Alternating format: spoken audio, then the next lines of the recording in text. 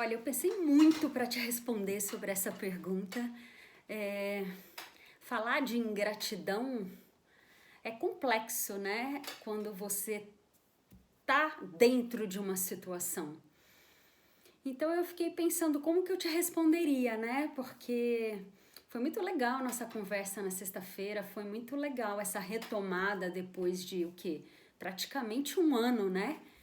Que a gente não se falava. E fiquei muito feliz de ouvir tudo que eu ouvi e entendo o seu ponto de vista e não acho que cabe eu desculpar ou não. Eu acho que não é por aí. E também acho que a gente se encontra agora, 12 meses depois, de uma outra maneira, né? Eu sou outra pessoa e acho que você também, né? E isso que é o lado legal, né, da vida, que a gente vai se transformando ao longo da jornada. Então eu fiquei pensando aqui, como que eu te responderia, né? Como que eu consigo, ou como que eu consegui. Eu digo no presente porque eu acho que eu ainda lido com isso, né? Eram muitas pessoas, era um grupo muito grande e a gente se dava muito bem e foram muitos anos. E o que mais me chamou a atenção, para eu te ser sincera, foi a quantidade das pessoas. Eu sempre achei assim, eu sempre lidei bem com a ingratidão, né? É esperado, né? Por dois motivos. Ou porque às vezes a pessoa tinha entendeu a situação de outra maneira, diferente da sua.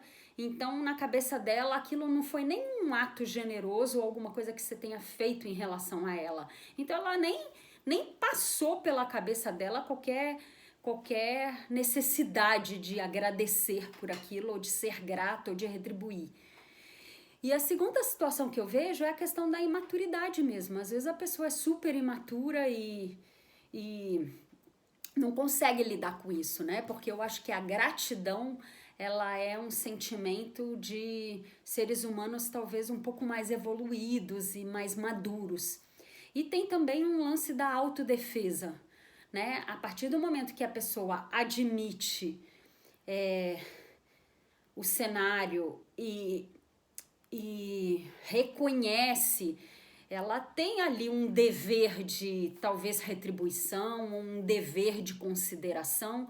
Então eu acho que a autodefesa é um pouco isso. Não, é melhor eu fingir que nada disso aconteceu, é melhor eu fingir que essa pessoa não foi relevante ou não me ajudou o que ela acha que me ajudou, porque aí eu consigo, né, representar aqui, eu consigo fazer esse meu outro papel, né? Então é um esquema de autodefesa mesmo, eu acho que é mais fácil. Então para mim foi muito legal conversar com você, não cabe a mim perdoar, entende? E eu não sou uma pessoa de eliminar, né? Lembra quando a gente convivia? Quantas vezes você mesma já me perguntou, nossa, por que você segue ajudando essa pessoa? Por que você não elimina depois de tudo que foi feito e tal? Mas eu não sou uma pessoa de eliminar, né?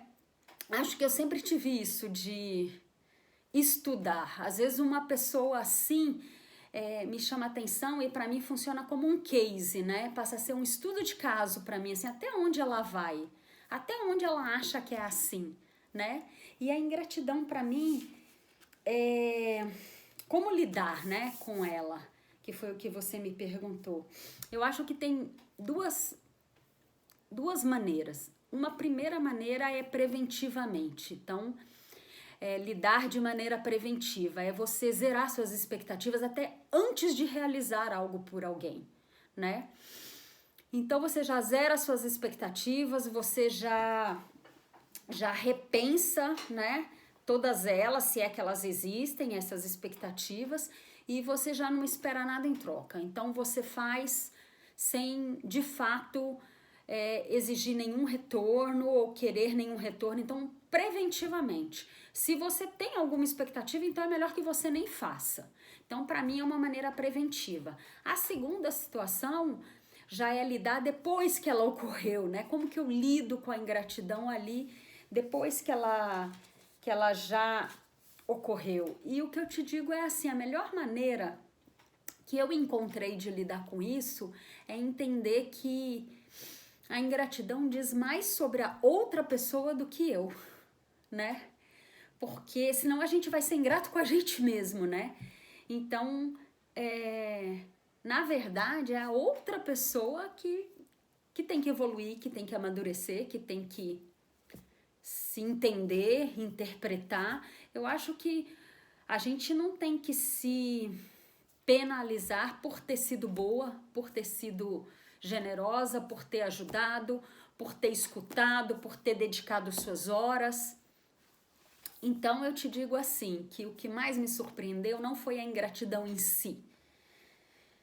E não foi a ingratidão de algumas pessoas que eu já até esperava. Eu já preventivamente, eu já tinha setado de que dali realmente nunca viria nada. O mais difícil foi lidar com o volume das ingratidões, porque eu achei que realmente era um percentual muito menor do que de fato eu lidei. Vinda de algumas pessoas que eu jamais imaginei. Talvez para essa sim eu tenha gerado uma certa expectativa. E aí, o início foi bem difícil, porque o início é quando a pessoa fala que se dane você, eu não preciso de você, eu nunca mais vou precisar, porque eu acho que o erro é justo esse, né, dos ingratos, achar que o mundo não é redondo e que passou de fase, que aquilo ali não volta, né? Esse é um erro muito comum. E aí, para mim, esses primeiros meses, eu vou dividir a minha resposta assim, esses primeiros meses foram os mais difíceis, né? Até mais do que com o fato em si, né? Com a injustiça em si, né? Com o lado fake de todo esse processo. Foi mais a ingratidão das pessoas que assistiram e que de um dia para o outro já mudaram de comportamento, né? E já se readequaram e já passaram a fazer o teatro, né? Então isso foi bem difícil. Depois eu te digo que tem uma segunda etapa e que aí alguns, né, refletem e que algumas situações ocorrem e que aí começa-se a perceber que não é o que você imaginava, as comparações começam a ocorrer, o dia a dia, e a verdade começa a ficar muito nítida e clara. Então, nessa segunda fase, eu digo que você vai colocando as coisas no lugar. Alguns vão voltando, alguns vão tentando contato, alguns vão pedindo desculpas, e aí você vai entendendo que também é um processo, né?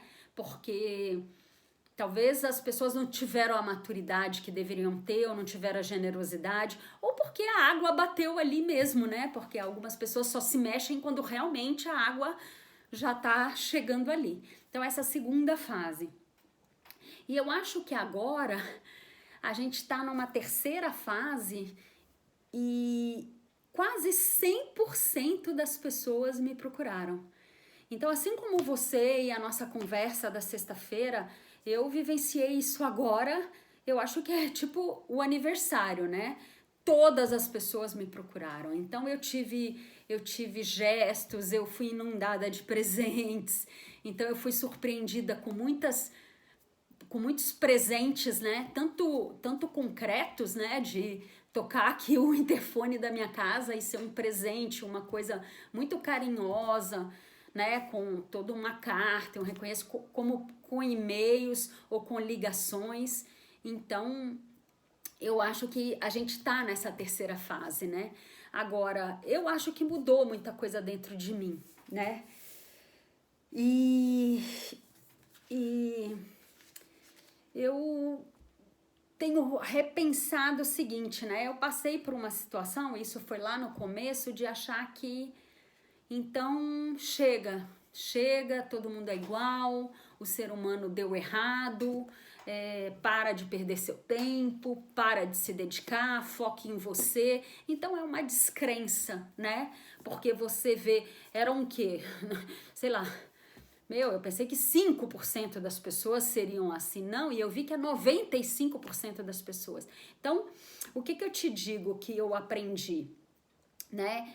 Eu aprendi que esses 5% das pessoas que me surpreenderam, né? e agora já falando da outra forma, por terem sido pessoas extremamente gratas. Então foi onde eu separei o joio do trigo. Então eu ganhei pessoas assim que para mim foi o teste e que eu quero levar para o resto da vida.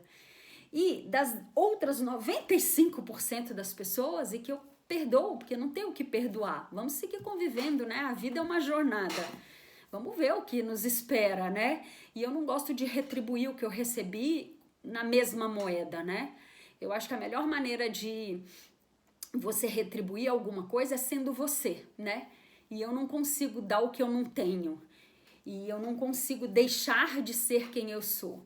Então, se você me perguntando assim, o que eu de fato aprendi? Eu aprendi que o descaso, a indiferença não apaga quem eu sou.